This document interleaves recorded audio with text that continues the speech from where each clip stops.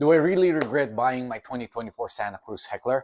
Today's video was supposed to be several videos and not just one video. The separate videos I was going to make were the following. First was a new bike day video. Second was the first ride impressions video.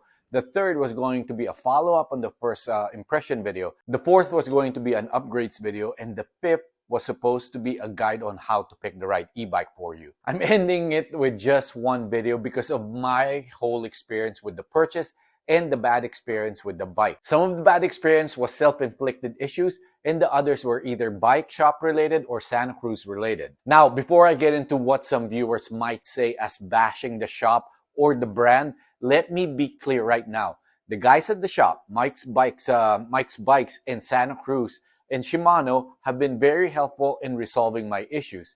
And the issues, like I mentioned earlier, some were self-inflicted and others are real. Hey, let's start with new bike day part of the video. I have been meaning to buy an e-bike ever since the designs started getting better. Originally, I hated e-bikes because of how they look. Take a look at these early examples.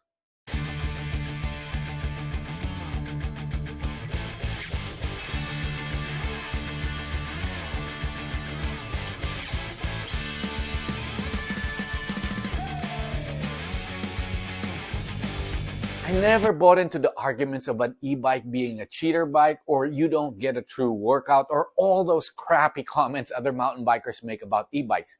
It's a free country. If you don't like it, don't buy one. To me, it was really the looks and the design that turned me off. So why did I pick my 2024 Santa Cruz Heckler? As I have mentioned, first of all, it's the looks. I mean, look at the design. Coming from a 2021 Ibis Ripmo V2 where the shape of the frame was more curvy and flowy, I like how angular and muscular looking the frame looks. I love the Heckler for its sleek and modern design. The clean lines and well-defined frame is visually appealing to me. The attention to detail and the high quality finishes, the paint job, graphics, and overall finish looks attractive. They also have various color options. It comes in multiple levels as well and trims and gives you a variety of choices. The frame geometry of the Heckler seems to be on par with what the current standards are. I don't really pay much attention to or too much attention to this.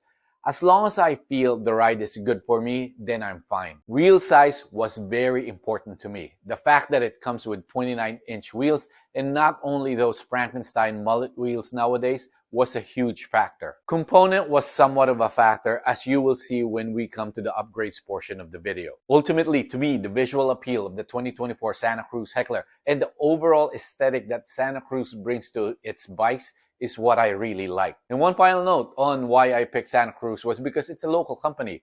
Santa Cruz is just an hour away from me, and my thinking is more of I can go down there and pick it or complain if I had any issues or I needed to. Let me share with you what I bought and what I upgraded. By the way, these so-called upgrades that I did were mostly parts taken off from my old Ripmo. The goal of the update was purely aesthetic and has nothing to do with weight savings at all. I went with the Heckler S29. Originally, I wanted to go with the R29 that was $1,000 less. However, when I was looking at the components that came with the R, it seemed that I would end up replacing or upgrading a lot more than the S. The frame is the lower C frame compared to the CC. It didn't make financial sense to go with the higher grade carbon and only be gaining very little in weight savings. I actually get annoyed when bike companies do this two levels of or two types of carbon as opposed to just having one. Props to Ibis for just having one type. Okay guys, this is my actual bike that I want to share with you. So the things that I have changed, like I said earlier, the dropper and the wireless shifter, I took that out of my my Ripmo. I added this timber bell. I also took out my K-Edge Garmin mount from, wow, I think this was from 4 bikes ago, but I always take this out and move it to my new bike. My Specialized S-Works bottle cage, this is the only one that I really come to love. I've never lost a bottle with this, unlike my previous cages. So it's wireless shifter. I'm gonna be replacing this. This is a Fox 38. As you can see, it doesn't match the RockShox rear shock, so I'm gonna be replacing this with I've already ordered it, Zeb Ultimate, And I don't know if I've already mentioned it. The reason I'm getting the Zeb Ultimate is that they gave me a $600 gift card plus a 25% discount to order that for all the troubles that I've had with this bike. And then I've also put in my Stamp 11 flat pedals. I actually want to put my trail pedals that are clipless pedals, but they're on my Ripmo. But right now I guess I'm just gonna stick with this for now, just to see how everything is and how I like it. And then the biggest update or upgrade is my NV M635 bird wheels. These are really light. I actually saved 1.5 pounds when I put these wheels on, so it's now a little bit under 50 pounds. I can't remember exactly. I think it was 49.84. So that's the bike. Oh, so this is a Physique with carbon rails. I've had this again for 3 or 4 bikes now, and I keep just moving it to my favorite bike. And my Garmin, still old.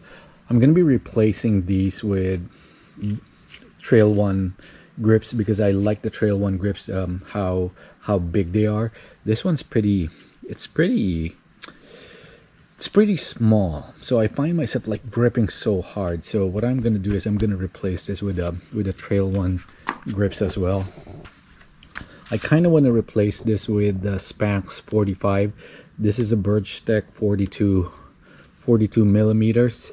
I'm gonna try the 45. Then let me see what else. These brakes are a little bit, I'm still trying to get used to it. I don't know if I'm gonna upgrade this. If I do upgrade it, it's most likely going to be the Magura M7s. I like those, and from what I've read online, they're pretty good. This bar, I actually wanted to replace it with the Trail One bar. I really love the Trail One stuff, but the thing is, I like this because they internally route the wire of the Shimano shifter, or not shifter, the control panel, power button for the motor. It's tucked in here, so there's no wires coming out. Here are the things that I hate. Like, look at this gap.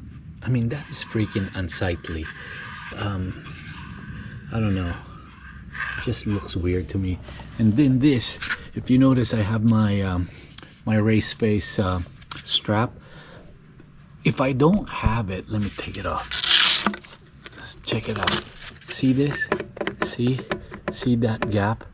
So that's the gap, but when you press it, it's actually, and it doesn't move, obviously, if you have that. So anyway, I'm running assegais on my old one, double assegais. This one has the insert. This one doesn't have it. Can't remember why it doesn't have it. I think I just got lazy doing it. So anyway, that is my Santa Cruz 2024 Heckler. It used to be R29, but I think this is much better than the reserve axis that they have. Cost $7,000. Now it's probably 10 with those wheels and all the other stuff that I added.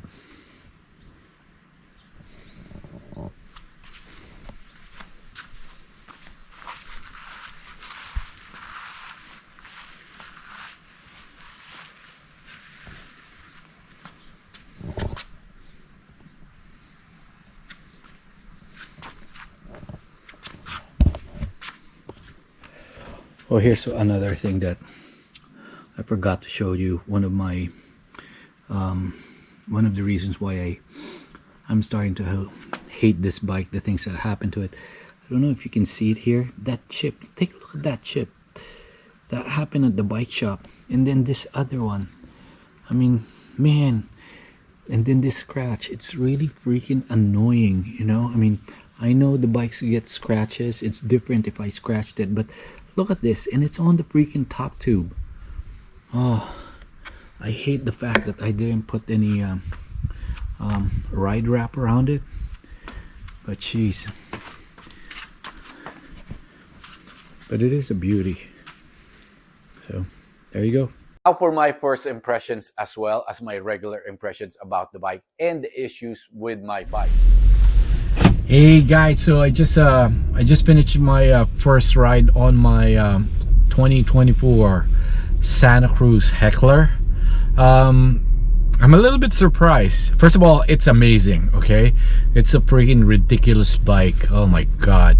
The regular route that I take, I just blew by it, and I'm not even breaking a sweat. And this is what I've been wanting, you know. I've hold off on getting an e-bike because this year 2023 I had a big trip to Spain, and I didn't want to ride an e-bike, and then realize that when I'm over in Spain that I'm looking for my e-bike. So that's why I was holding off on buying an e-bike. Anyways, so I only had like less than 13 miles and 2,600 feet. I was on turbo all the time, and I'm about 175 completely with all the gears, and I'm down to 1 battery level. So that was quite a surprise, and I took it back to the shop because the shop was just there, and they said, what they told me is like, hey, maybe try recharging it and let's see cycling the thing before trying to see if there's any issues. But anyway, that was my first ride. It was amazing. You know, I can tell it's a little bit heavier. Not a little bit heavier, it's much heavier than my bike. It's more than 20 pounds heavier than my bike, but I didn't have any issues at all. I think the only issue that I had was that the braking. That's the other thing. The braking seems to have, for a brand new bike, it's got code R's on certain descents that weren't, it's not really that long. The brakes were fading right away. The rear brake. I mean, the front brake was okay. I mean, as a matter of fact, it had a lot of bite. But the rear brake, it was just a little bit worrisome that something like that would fade right away. And again, this is my first e-bike, so I don't have anything to compare it to. So I'm gonna be having to ask around. But anyway, hope you enjoyed the video. Thanks a lot. It's more e-bike all the time now. Woohoo! Yeah, baby! So that was my first impression of the bike. Overall, it was good. The thing that really surprised me was the battery life. When you have it on boost all the time, it really drains it super fast. I rode 12.67 miles and 2,600 feet of climbing in 1 hour. It seemed like I did not put any effort at all on all the climbs. If I did this on my rip mode, this would have been at least 2 hours and 15 minutes. And I would have been dead tired afterwards. Because of this experience, I questioned the battery life of my bike. I thought that wasn't normal. They assured me that it is. And then I started playing around with the app, and now I'm on Profile 2, which gives you more levels of power. Profile 1 only has Eco, Trail, and Boost. Profile 2 has 7 levels. I'm getting quite a lot more miles and feet of climbing, but slower on the climbs. And also, I am tired, or a little tired afterwards. So this is my first issue, or self-inflicted issue, if you will. Most likely not a battery issue, but more of expectation issue on my part and how I wanted to use the bike. The next issue that I had, which I still have, is an error 203 according to the app. Basically, the error said stop using it and return it ASAP to the shop. I did that, and guess what? After they hooked it up to the computer, they could not find that error. The error is still in my app, but it's not showing up on the Shimano computer. The shop's advice was to disregard it, which I did originally, But when I contacted Shimano, they told me no, I need to return it to the shop and have a Shimano rep look into it. As of this video, I have not done so. I'll bring it back when they are ready to install my Zeb Ultimate, so that way I only make one trip. My next issue that I encountered. One day I rode it trying to beat the rain. Well, I actually got caught in the rain and the bike was so wet and muddy. I go home, turned the bike off, and then I took a shower, came back out, and I wanted to clean the bike. I tried turning it on. It won't turn on. So I go back to the shop again. They made me leave my bike and in the end could not determine why it would not turn back on. Now the good news is that after they took it apart and dried the motor, it turned back on again. Their guess is that moisture got into some place that it shouldn't have. Now this is really concerning. Yes, I got caught in a downpour, but it wasn't like I submerged the bike in water. I mean, it was just mud and rain. But like I said, the good news is the bike is working properly with no issues. I told the manager at the shop that I'm now scared of washing the bike if casual rain could cause a failure. Again, another assurance that they gave me was that it shouldn't happen.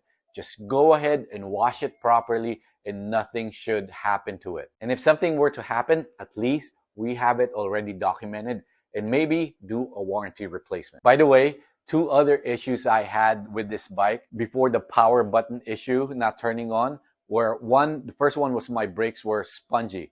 Turns out it wasn't properly bled. I was freaking going down the hill and I had no rear brakes.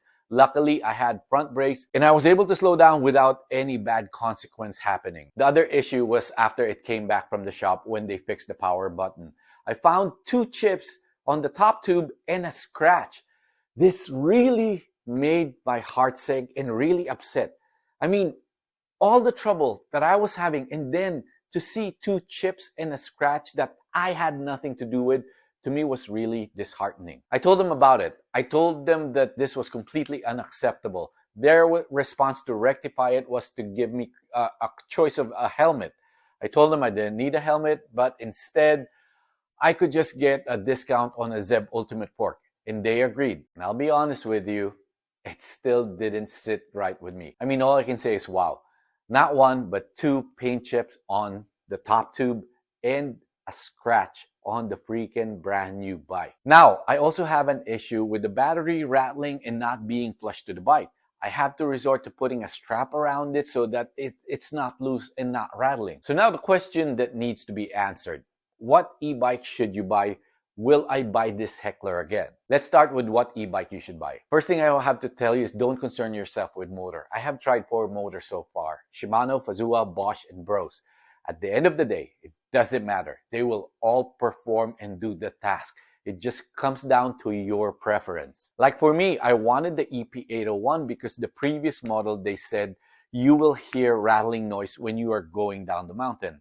Well, with all the rattling going on with my bike, I don't think it matters. The next question when choosing an e-bike would be full power or SL. If you ride by yourself most of the time and do not ride with friends that have full power e-bikes, I highly suggest to get a mid-power one because the weight on the full powered e-bike is really noticeable and really changes the way you ride your bike. I actually think I ride slower downhill now because I'm so worried about stopping a heavy bike. The only thing with an SL you have to remember is that battery life. The power is still noticeable and shouldn't be an issue. It's the battery that would be an issue. I think the workaround on this is buy a bike that you can swap the battery and have 1 or 2 extra batteries. I don't believe in range extender simply because the whole point of getting an SL is to get a lighter bike. Once you attach a range extender, then that makes the bike heavier. And make no mistake about it, it's the battery that makes these bikes really heavy.